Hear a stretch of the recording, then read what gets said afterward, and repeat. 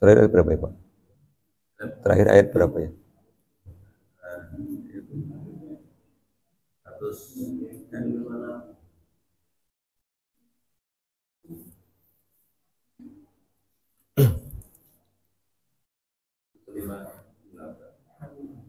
Assalamualaikum warahmatullahi wabarakatuh.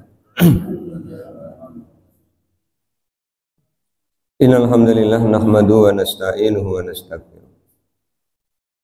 Wa na'udzu billahi min syururi anfusina wa min sayyiati a'malina may yahdihillahu fala mudhillalah wa may yudlil fala hadiyalah. Asyhadu an la ilaha illallah wahdahu la syarika lahu wa anna Muhammadan abduhu wa rasuluh. Allahumma shalli ala Muhammad wa ala ali Muhammad kama shallaita ala Ibrahim wa ala ali Ibrahim wa barik ala Muhammad wa ala ali Muhammad kama barakta ala Ibrahim wa ala ali Ibrahim innaka Hamidum Majid. Bapak dan Ibu yang mudah-mudahan dirahmati oleh Allah. Syukur alhamdulillah marilah senantiasa kita panjatkan kehadirat Allah Subhanahu wa taala atas limpahan nikmat yang telah Allah berikan pada kita. Salawat, salam dan keberkahan kita mohonkan kepada Allah agar senantiasa tercurah kepada Rasulullah Muhammad sallallahu alaihi wasallam dan keluarganya sebagaimana Allah telah mencurahkan salawat, salam dan keberkahan kepada Nabi Ibrahim alaihissalam dan keluarganya. Bapak dan Ibu yang mudah-mudahan dirahmati oleh Allah, masih mengkaji Al-Quran Surah Ali Imran. Pada pagi hari ini kita akan kaji ayat 156 sampai dengan 158. Allah Subhanahu wa taala telah berfirman, A'udzu billahi minasyaitonir rajim. Bismillahirrahmanirrahim. Ya ayyuhalladzina amanu la takunu kalladzina kafaru wa qalu li ikhwanihim idza darabu fil ardi aw kanu ghuzzal law kanu indana ma matu wa ma qutilu liyaj'alallahu dzalika hasratan fi qulubihim wallahu yuhyi wa yumit wallahu bima ta'maluna basir. Wala in qutiltum fi sabilillahi aw muttum la maghfiratum minallahi wa rahmatun khairum mimma yajma'un. Wala in muttum aw qutiltum la ilallahi tuhsyarun. Ya ayyuhalladzina amanu, wahai orang-orang yang telah beriman, la takunu, janganlah kalian menjadi kalladzina kafaru, seperti orang-orang kafir. Wa qalu, dan mereka berkata, li ikhwanihim, kepada saudara-saudara mereka, idza, apabila dorobu, mereka bepergian, fil ardi, di bumi, atau kanu, keadaan mereka guzzan, pergi berperang. Lau, seandainya kanu, keadaan mereka indana, di sisi kami, ma matu, mereka tidak akan mati, wa ma qutilu, dan mereka tidak akan dibunuh. Liyaj'alallahu, Allah hendak menjadikan zalika, yang demikian, hasrotan, penyesalan, fi qulubihim, di dalam hati mereka. Wallahu, dan Allah, yuhyi, yang menghidupkan, wa yumitu, dan yang mematikan. Wallahu, dan Allah, bima ta'maluna, terhadap apa yang kalian kerjakan, basirun, maha melihat.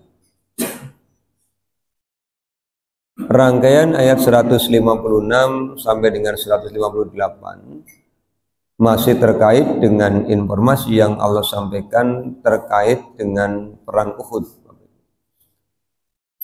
Di awal-awal rangkaian ayat-ayat ini kita sudah mengkaji bagian dari sejarah dalam kitab-kitab sirah. Ketika Rasulullah SAW di tahun ketiga Hijriyah menyiapkan 1.000 orang pasukan untuk menghadapi serbuan orang-orang kafir dari Makkah. Kemudian di antara orang-orang yang berkumpul di Masjid Nabawi mengadakan musyawarah. Awalnya Rasulullah SAW mengusulkan agar mempertahankan Madinah dari dalam kota. Tapi para sahabat yang muda dan ketika perang Uhud ketika perang Badar belum berkesempatan untuk ikut, mereka mengusulkan menyambut pasukan Quraisy di luar Madinah, sebagaimana menyambut mereka di Badar pada tahun kedua Hijriah. Usulan Rasulullah didukung oleh pemimpin Khazraj, Abdullah bin Ubay bin Salul. Dia setuju agar Madinah dipertahankan dari dalam kota, pasukan tidak perlu keluar. Tapi ketika desakan dari para pemuda dengan berbagai macam argumentasi yang lebih rasional, kalau mempertahankan Madinah di dalam kota, peperangan dalam kota itu membahayakan keselamatan anak-anak, wanita, juga akan menimbulkan kerusakan di kota Madinah itu sendiri. Hanya Rasulullah kemudian masuk ke dalam rumahnya, keluar lagi sudah memakai pakaian perangnya. Begitu Rasulullah sudah memakai pakaian perangnya, para pemuda yang tadinya kencang untuk mengusulkan merasa tidak enak hati dengan mengatakan mungkin gara-gara kita maksa, hanya Rasulullah bersedia untuk menyambut mereka di luar Madinah. Rasulullah menyampaikan jika seorang nabi dan rasul sudah memakai zirohnya, baju perangnya, maka tidak ada kata mundur. Ini yang membuat Abdullah bin Ubay bin Salul itu kemudian jengkel dengan mengatakan Nabi lebih mendengarkan suara para pemuda dibandingkan mendengarkan suaraku, karena dia adalah pemimpin dari suku Khazraj. Kemudian ketika mulai berangkat berjumlah 1.000 orang ini keluar dari Madinah, Abdullah bin Ubay bin Salul mulai, kalau bahasa sininya, ngelendeng, Bapak. Atau ngelendeng ya. Ngelendeng itu bahasa Indonesianya menggelendengkan diri. Ngurundel, menggerutu. Terus dia mulai nyari orang yang satu visi. Ternyata ada yang satu visi. Begitu pasukan mulai berjalan, yang satu visi mulai melambatkan jalannya, mulai melambatkan kudanya. Ini hanya terbelah jadi dua. Yang tetap berangkat 700 orang, yang berhenti 300 orang balik ke Madinah. Jadi ngelendengnya menghasilkan.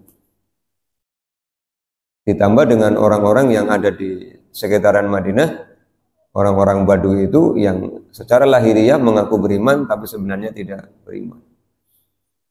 Inilah yang diceritakan oleh Allah di ayat 156. Mereka menyampaikan kepada orang-orang yang akan berperang, laukanu ingdana menamatu, nggak usah ikut perang, nanti kalian mati. Wama kutilu, atau kalian akan dibunuh. Sudah, kembali ke Madinah aja, duduk aja, biarin, karena mereka tidak mau mendengarkan usulan kita. Ini satu di antara tanda orang munafik. Apa yang mereka lakukan? Menggembosi perjuangan orang-orang mukmin. Padahal kalaupun tidak mau berperang, tidak usah ngembosi, cukup diam saja. Kemudian tanda yang kedua dari orang munafik itu mutungan. Ketika idenya tidak didengar, idenya tidak disepakati, walaupun sudah diputuskan, dia tidak mau melibatkan diri. dalam kenyataan di kehidupan kita sekarang kan begitu. Rapat, usul, pertentangan begitu. Begitu usulnya tidak disepakati, pada saat eksekusi kegiatan dia tidak ikut. Ketika ditanya kenapa tidak ikut, lah aku usul biar dirongo kena. Padahal dirongo kena, Pak. Tidak mungkin orang usul tidak didengarkan. Pasti dirongo kena. Perkara dilaksanakan apa tidak, yang namanya musyawarah itu kan menampung banyak usulan. Mana yang paling baik, mana yang paling rasional, semuanya baik, semuanya rasional, tapi kan ada yang paling, dan mana yang paling banyak disetujui oleh musyawirin. Nah ini orang-orang munafik itu begitu. Ketika orang lain berjuang, dia ngembosi. Ketika yang berjuang kalah, dia bully. Ketika yang berjuang menang, dia akan nyambut, kemudian mengatakan itu menang gara-gara doa kami. Kalau kalah, ya itu gara-gara kami tidak ikut jadi kalah. Jadi orang munafik itu orang yang paling dirinya merasa benar. Makanya oleh Allah disebut dengan kallazina kafaru. Sebenarnya mereka itu orang-orang kafir. Hanya lahiriahnya saja menampakkan keislaman, batiniahnya itu kafir. Nakut-nakuti, tidak usah. Tidak usah ikut, nanti kalau pergi berperang kalian akan mati atau dibunuh. Kemudian Allah menyampaikan jawaban, liyaj'alallahu dzalika hasratan fi qulubi. Allah hendak menjadikan untuk orang-orang kafir, untuk orang-orang munafik hasratan. Apa hasratan? Penyesalan. Mereka lupa bahwa ketika Rasulullah dengan para sahabat pergi ke Uhud untuk berperang, itu kebaikan. Kenapa kebaikan? Karena peperangan yang dilakukan dalam rangka mempertahankan diri, yang kedua dalam rangka mentaati Allah, ibadah. Jadi berperang mempertahankan diri, berperang mempertahankan negara, berperang mempertahankan kehormatan, berperang mempertahankan agama, itu ibadah. Dan ini adalah ibadah yang paling utama. Allah sendiri menyampaikan di Al-Quran surah Al-Baqarah itu, kutiba alaikumul qitalu wa huwa kurhul lakum fasa an takrahu syai'an wa huwa khairul lakum wa sa an tuhibbu syai'an wa huwa syarrul lakum wallahu ya'lamu antum la ta'lamun. Diwajibkan atas kalian berperang, padahal perang sesuatu yang tidak kalian sukai. Tapi jangan membenci sesuatu, boleh jadi itu baik bagi kalian. Jangan mencintai sesuatu, boleh jadi itu buruk bagi kalian. Jadi berperang itu boleh jadi baik. Karena ketika berangkat berperang, yang terbunuh jelas syahid. Nanti ketemu ayatnya 169 dari Al-Quran surah Al-Imran. Allah menyampaikan wala tasabanna alladzina qutilu fi sabilil amwat bal ahya'un inda rabbihim wa hum yursakun farihina bima atahumullahu min fadli. Jangan kau sangka orang-orang yang terbunuh jalan Allah itu mati. Tidak, kata Allah. Mereka hidup di sisi Allah, mereka diberikan rezeki. Dan istimewanya para syuhada ini tidak akan pernah mengalami fitnah kubur, Bapak Ibu. Kan ada dua kelompok yang tidak mengalami fitnah kubur. Yang pertama para nabi dan rasul itu tidak mengalami fitnah kubur. Karena para nabi dan rasul itu oleh Allah ruh dan jiwanya disimpan di langit. Jadi mana tahunya? Baca hadis tentang Isra Mi'raj. Ketika Nabi Muhammad melakukan Mi'raj ke langit, ketemu para nabi dan rasul. Di langit dunia pertama ketemu Nabi Adam. Yang kata Rasulullah, ketika nengok ke kanan beliau tersenyum, ketika menengok ke kiri beliau menangis. Rasul bertanya kepada Jibril, itu siapa? Itu Adam. Kemudian Adam mengucapkan salam kepada Rasulullah. Rasulullah menjawab salamnya. Rasulullah bertanya kepada Jibril, kenapa dia kalau nengok ke kanan tersenyum, kalau nengok ke kiri menangis? Menengok ke kanan tersenyum ketika melihat anak-anak cucunya yang beriman dan solih. menengok ke kiri menangis, lihat anak-anak cucunya yang tidak beriman dan tidak soleh. Di dalam tafsir ketika menjelaskan tentang kematian, Bapak, Allah Subhanahu wa taala itu kan telah mengutus malaikat untuk mencabut nyawa manusia. Dan ada dua tipe malaikat, ada yang mencabut nyawa dengan lemah lembut, ada yang mencabut nyawa dengan sangat keras. Wan nazi'ati gharqa wan nasitati nasra. Itu malaikatnya ada dua. Ada an-nazi'at, ada an-nasitat. Setelah seseorang dicabut nyawanya dalam tafsir itu, ruh dan jiwa dibawa ke langit menghadap Allah. Berarti kan melewati Nabi Adam. Begitu lewatnya di sebelah kanan, Nabi Adam tersenyum. Ini yang mati orang yang baik. Tapi begitu lewat sebelah kiri, berarti orang yang tidak baik. Kemudian oleh Allah disuruh dikembalikan ke barzah. Barzah itu taman di antara taman-taman surga atau lubang di antara lubang-lubang neraka. Begitu dimasukkan ke barzah, akan datanglah fitnah kubur.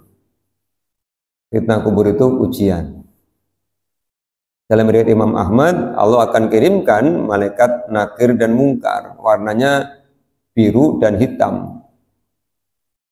Kita menyebutnya mungkar dan nakir, karena mungkin urut abjad, M dulu baru N. Hadisnya nakiron wa mungkaron. Di Sahih Al-Bukhari pertanyaannya hanya satu. Malaikatnya bertanya, ma ilmuka bihadzal rajuli. Menampakkan gambarnya Rasulullah SAW. Ma ilmuka bihadzal rajuli. Apa yang kamu ketahui tentang orang ini, tentang laki-laki ini? Kata Rasulullah, fa'ammal mu'minu awil mukinu ayyakula. Adapun orang yang meninggal dalam keadaan mukmin, ia akan mengatakan, huwa Muhammadun Rasulullah ja'ana bil bayyinati fastajabna lahu wa amanna lahu wa taba'na lahu. Dia adalah Nabi Muhammad, datang kepada kami dengan mukjizat. Apa mukjizatnya? Ini Al-Quran. Ketika Al-Quran datang, apa yang kita lakukan? Fastajabna, kita menyambutnya. Kita kan diajak, ya ayuhan nas, kita datang. Saya datang ya Rabb. Seperti ucapan para jamaah haji, labbaika. Aku memenuhi panggilanmu ya Rabb. Ini kita dipanggil. Kemudian apa yang kita lakukan setelah kita menyambutnya? Kita beriman. Setelah beriman, apa yang kita lakukan? Wattaba'na, kita ittiba. Jadi beriman bukan dengan cara kita, tapi dengan cara Rasulullah SAW. Maka malaikatnya mengatakan, sodakta, engkau benar. Nam ya solihan, tidurlah wahai orang solih. Itulah yang disebut dengan nikmat kubur. Jadi ada fitnah kubur, ada nikmat kubur. Fa'ammal kafiru awil murtabu ayyakula la adri. Adapun yang meninggal orang yang kafir atau orang yang hatinya penuh keraguan-raguan atau orang munafik, apa jawabannya? La adri, aku tidak kenal. Mereka bilang, halakta, celakalah kamu. Ditunjukkan di kejauhan, tempat kembalinya adalah neraka. Maka tidurnya mimpi masuk neraka. Inilah azab kubur. Jadi ada nikmat kubur, ada fitnah kubur, ada azab kubur. Makanya kita disuruh berdoa. Allahumma inni a'udzubika min azabi jahannam wa min azabil kubri wa min fitnatil mahya wal mamati wa min syarri fitnatil masihid dajjal. Jadi siksa kubur itu hak, nikmat kubur itu hak. Ada orang bertanya, Ustaz, bukankah belum dihisab, kok sudah disiksa? Siksaannya berbeda dengan siksaan nanti di akhirat. Jangan lupa Bapak Ibu, di dunia pun kita bisa mendapatkan siksaan. Contoh siksaan yang mungkin tidak disadari, ketika tidurnya tidak nyenyak, ketika tidur mimpi buruk, itu siksaan. Jangan mengambukan siksaan, itu siksaan. Kalau Bapak Ibu pernah direp-rep gitu ya, tahu direp-rep Pak? Direp-rep itu kan perasaannya melek tapi tidur kan. Kadang-kadang ada kayak ada orang besar kemudian meluk tahu-tahu dikerek gitu kan. Kita melihat orang-orang samping kita mau manggil itu tidak keluar. Orang samping kita ngobrol aja, kita yang lagi direp-rep kan sengsara. Nah kalau di barzah diperlakukan begitu, siapa yang mau bangunin? Kan ada yang bangunin. Yang bangunin siapa? Nanti Az-Zumar 68 ya. Summa nufikha fihi ukhra faidahum qiyamun yanzurun. Dibangunkannya kapan? Ketika sangkakala ditiup yang kedua kalinya. Bangun. Begitu bangun, ternyata nerakanya sudah di depan mata. Sehingga begitu bangun ngomongnya apa? Qalu ya wailana man ba'asana mim marqudina. Hadza ma wa'adar rahmanu wa sadaqal mursal. Ketika di barzah masih mimpi, nerakanya masih mimpi, begitu di mahsyar nerakanya sudah di depan mata. Ya ngomongnya ya wailana, celakalah kami. Man ba'asana mim marqudina. Siapa yang membangkitkan kami dari tempat tidur kami? Ini hak. Tapi para syuhada tidak mengalami itu semua. Kata Rasulullah, ruh dan jiwa para syuhada dimasukkan ke dalam burung-burung hijau yang ada di surga. Setiap burung-burung surga itu makan buah-buah surga, ruh dan jiwa para syuhada menikmatinya. Ini makanya para sahabat ketika diumumkan mau berjihad berlomba-lomba.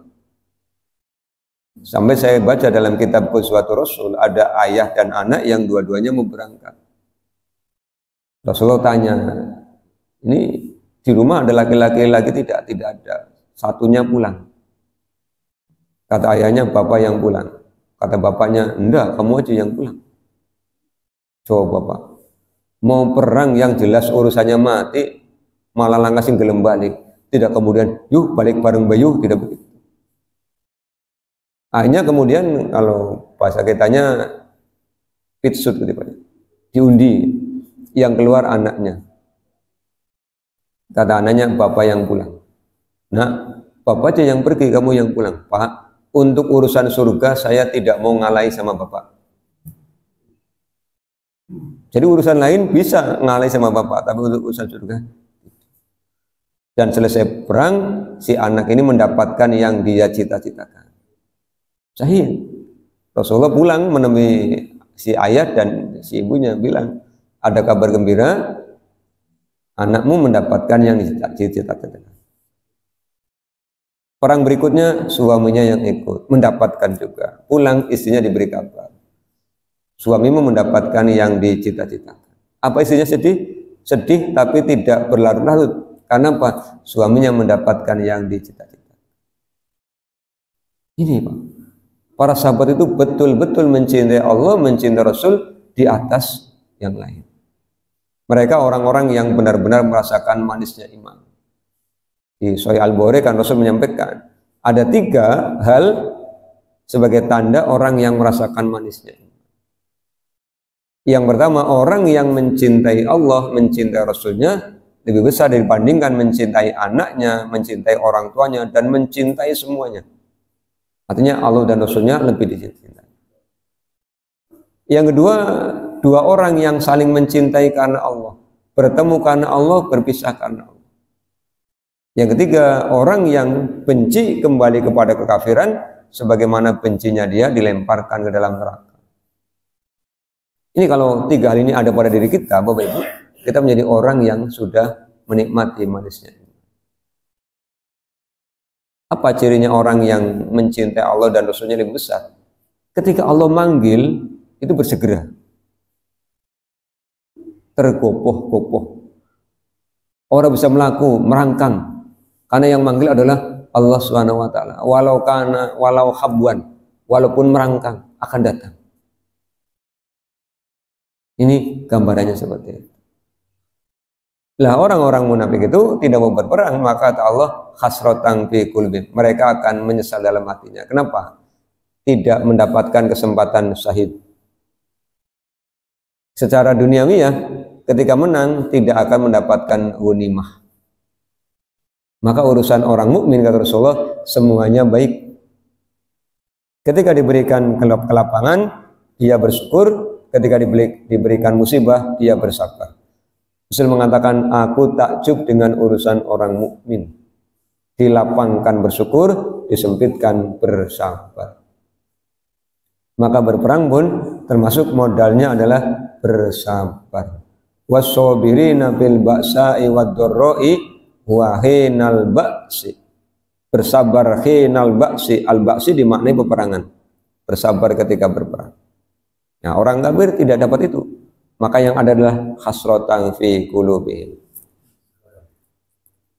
Kemudian Allah menyampaikan penegasan Bapak Ibu. Wallahu, dan Allah yuhyi. Allah yang memberikan kehidupan. Allah yang menghidupkan. Tidak usah khawatir. Wa yumit, dan Allah yang akan mematikan. Kalau Allah sudah takdirkan seseorang itu meninggal, maka tidak harus melalui perang. Bapak Ibu, banyak orang yang ketika naik pesawat itu takut pesawatnya jatuh, meninggal.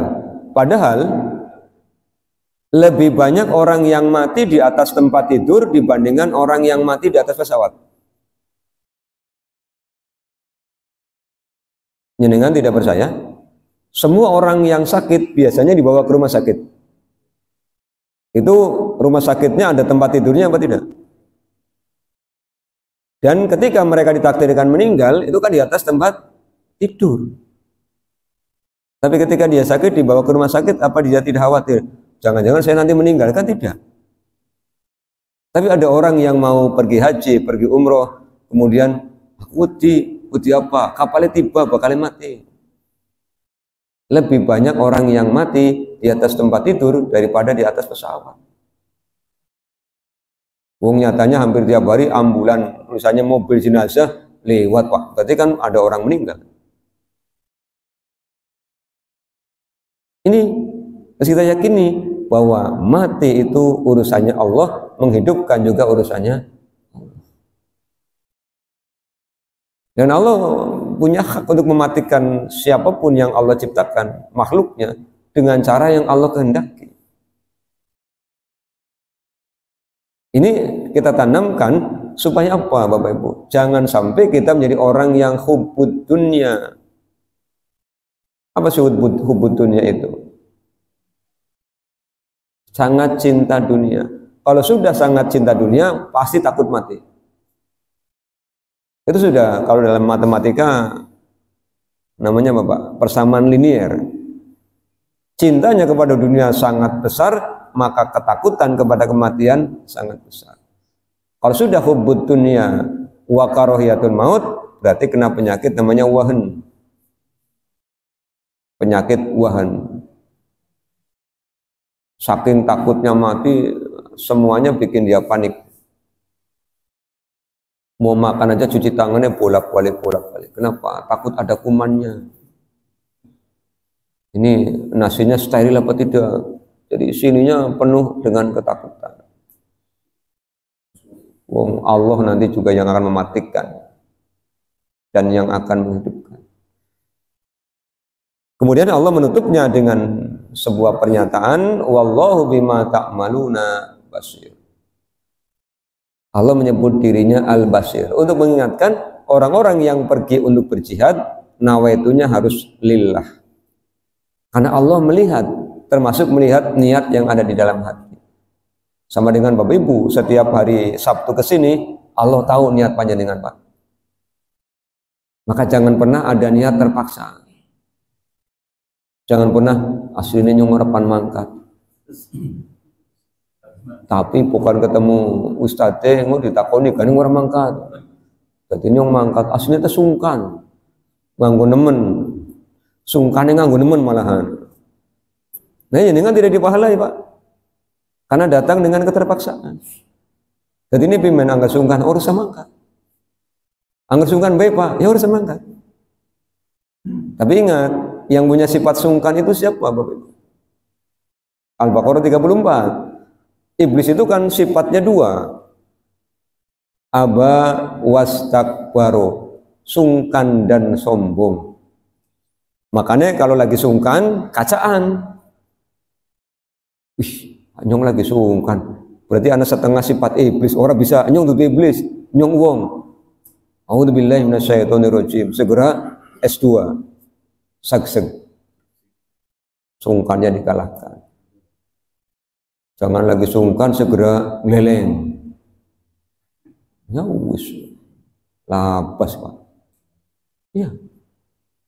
Bapak Ibu, fisik kuat bagaimanapun akan kalah kalau sungkan masih bercokol dalam hati. Fisik yang lemah, tapi kalau sungkannya bisa dikelola, maka akan terengginas, bergas waras terengginas, awake akas. Betul, Pak. Dulu kami pernah ikut pelatihan motivasi ya, yang ngajari namanya Mas Muhammad Karebet Wijaya Kusuma. Beliau berpesan, ketika ada orang bertanya kepada Bapak dan Saudara tentang kabar, jawab dengan penuh semangat, katanya. Apa jawabannya? Alhamdulillah, luar biasa, Allahu Akbar. Karena itu akan membuat otak itu berdiri, kata beliau. Mana?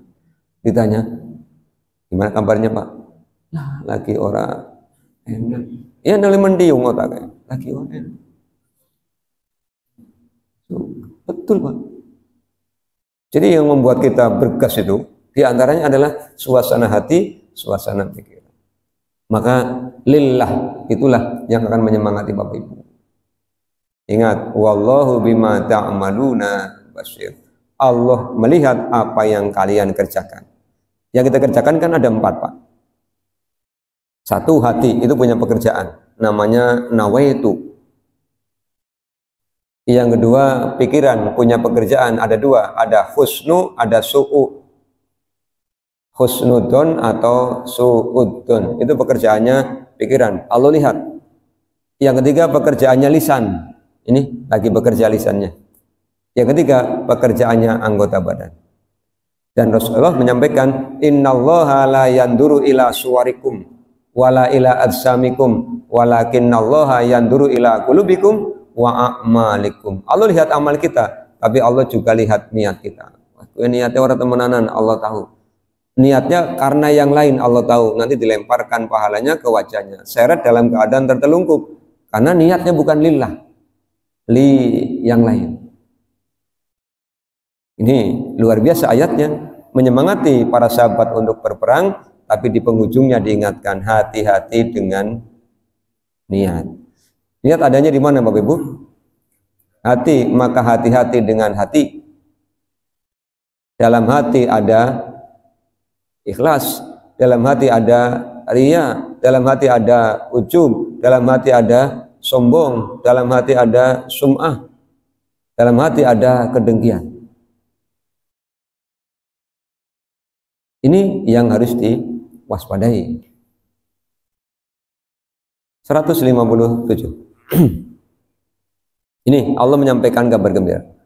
Wala in qutiltum fi sabilillahi, sungguh jika kamu terbunuh di jalan Allah, au muttum atau mati.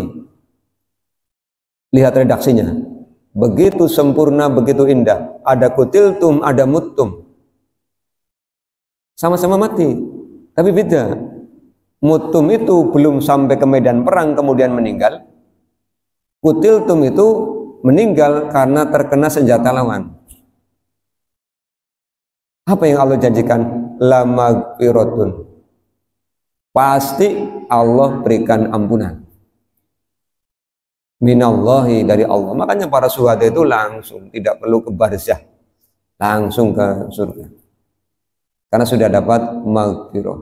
Nah kalau kita yang tidak, ya, ke barzah dulu, Pak, untuk melalui fitnah kubur. Yang kedua, wa rahmatun, dapat rahmat. Rasulullah menyampaikan tidak ada orang masuk surga karena amalnya, tapi karena rahmat dari Allah. Para syuhada jelas karena mereka dapat rahmat. Mimma, dari khairun, lebih baik, mimma, daripada apa yajma'un, yang mereka kumpulkan. Jadi kita tiap hari jempalikan, Bapak Ibu, kaki di kepala, kepala di kaki, ngasab mangkat esuk balik bengi, kata Allah itu semua belum ada apa-apanya dibandingkan terbunuh di jalan Allah, dibandingkan mati di jalan Allah. Itu tidak ada apa-apanya. Ini kenapa para sahabat kemudian berlomba-lomba. Termasuk Abu Sa'id Al-Khudri itu ketika tahun ketiga Hijriah, perang Uhud, dia mau ikut tapi tidak boleh oleh Rasulullah. Kenapa? Usianya baru 13 tahun. Suruh pulang. Abdullah bin Umar ketika perang Badar usianya baru 14 tahun, suruh pulang. Coba Bapak Ibu, orang-orang anak-anak belum balik aja mereka bersemangat. Ini yang harusnya kita motivasi. Kenapa itu semua terjadi? Kembali mereka mencintai Allah, mereka mencintai Rasulnya. Saking cintanya dengan Rasul kan kalau sudah ketemu Rasul mereka tidak mau pada pulang. Tonggoni ber Rasul gitu ya. Turunnya ayat yang menegur mereka. Kalau Rasul mengundang mereka makan, datanglah, selesai makan pulanglah. Itu kan karena para sahabat itu tidak mau pulang, nungguni Rasul itu. Saking cintanya dengan Rasulullah. Sampai ketika Rasul datang memberikan kabar tentang keluarga-keluarga mereka yang syahid, pertanyaannya malah, Rasul bagaimana? Ya sebagaimana yang kalian lihat. Cukuplah kami bahagia melihat Anda selamat ya Rasul. Coba Bapak Ibu. Makanya Rasulullah pernah mengingatkan kita semua. Jangan mencela sahabat-sahabatku. Keimanan satu orang di antara mereka tidak akan sebanding dengan keimanan kalian di akhir zaman. Jadi iman kita kumpulan dari satu Pak. Ditimbang dengan keimanan salah seorang sahabat tidak bisa mengalahkan. Tapi kadang-kadang kita pede ini kan luar biasa. Sayung pasti ahli surga. Sepede jreng lah. Amaliyahnya kayak yang paling sempurna, yang lain malah salah. Ini kan kepedean. Kita belum ada apa-apanya dengan para sahabat. Apalagi kalau dibandingkan dengan 4 orang sahabat yang kalau dalam istilah peringkat itu 4 besar. Abu Bakar, Umar, Utsman, Ali. Jangan coba-coba membandingkan. Jauh. Bagaikan langit dan bumi, bagaikan berlian dan batu kali. Jadi jangan coba-coba membandingkan dengan para sahabat yang riwayatnya sedikit aja, jangan dibanding. Kita jauh. Kita mengkaji ayat ini dalam rangka Pak menyemangati. Kita jihadnya apa sih? Kan belum perang Pak. Jihad itu kan ada 2 ya. Allah memberikan perintah jihad itu ada 2. Di Ali Imran, di An-Nisa ya, Allah menyampaikan begini. La yastawil qa'iduna minal mu'minina ghairu ulul daruri wal mujahiduna fi sabilillahi bi amwalihim wa anfusihim. Harta dulu Pak. Bukan jiwa dulu, Allah mintanya harta dulu. Jadi kita belum disuruh jihad dengan angkus, yuk jihad dengan amwal. Bagaimana jihad dengan amwal? Ada infak, ada sedekah, ada zakat, ada hibah, ada hadiah. Itu semua kita penuhi. Kita termasuk orang yang berjihad. Kenapa harta kalau kita keluarkan termasuk jihad? Karena memerangi sifat bakhil yang ada dalam hati kita. Warna merah terasa besar ketika di depan kotak infak. Warna merah 1 lembar terasa kecil ketika dibawa ke mall. That's right? Yes. Ning mall nggak 1.000 sih oleh apa? Coba ngomongnya ya. Begitu memasukkan kotak infak, gede nemen ya 1.000 kan gitu. Maka perlu jihad Pak. Kemarin ya Pak, kita cerita di sana ya. Hati itu harus disemangati. Ini tidak akan hilang. Bismillah. Tidak akan hilang. Dikembalikan oleh Allah 700 kali lipat. 1.000 ping 700 berapa? Ping 700. 1.000 nolnya pira sih? 5 tambah 0 loro dari pira? Itu tadi 70 juta. Coba investasi sama siapa yang bisa mengembalikan sebanyak ini? Makanya nanti kalau Jumatan mau infak, merogosak, sing kecekel itu yang dimasukkan. Begitu kecekel abang ya dimasukkan. Jangan abang, tanjing namanya. Biru, tanjing namanya. Barang abu-abu lah, kiye. Abu-abu. Atusannya tiba aja boleh. Ketemu wong desak. Kelangan 1.000, pahalanya mung 2.000 ping 700. Apa orang rugi? Jadi kalau sudah kecekel 100 itu Allah pengennya yang itu. Saya yakin Bapak Ibu, yakin, hakul yakin 100% kotak infak dimasuki 100.000 tidak nolak. Orang ngandel Sabtu ngarep praktek. Orang nolak Pak. Tidak kemudian kotak infaknya tidak ada nyuti aja lah kegedean. Kan sing infak ngomongnya gede temen ya, sedeng Bapak Ibu. Ya. Kadang-kadang mau Jumatan disangoni bojone, "Ki Pak go infak." Aja sing lah. Sih, nyaduknya apa? Abu-abu. Pak, nyenengan seorang SMA aja abu-abu baik. Kayak SMA abu-abu baik.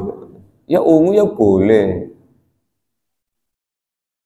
Ijo ya oli, 20.000, biru ya gelem, abang ya gelem. Tidak akan hilang, dilipat gandakan. Itu jihad Pak. Pak, iya. Jadi Allah menyebutnya luar biasa. Harta dulu sebelum anfus. Nah, kita bercita-cita ingin jihad fisik, jihad harta be. Kayak ngegem ya, mulai upayakan tiap pagi kita itu berinfak. Ya. Dan Bapak Ibu masih ingat ya, infak terbaik itu satu ketika masih muda. Ketika masih muda itu infaknya terbaik. Masih muda itu berarti usianya di bawah 40. Jadi yang hadir pada pagi hari ini kalau yang di atas 40 infaknya tidak terbaik. Bisa aneh, karena di bawah 40 masih sehat, kebutuhannya masih banyak, keinginannya masih banyak. Tapi dia mau jihad dengan hartanya, itu terbaik. Tapi yang kedua, kita juga bisa Pak, yang di atas 40 itu infaknya terbaik. Infak terbaik, sedekah terbaik kapan? Ketika sedang sehat. Nah, mumpung lagi sehat, pada infak.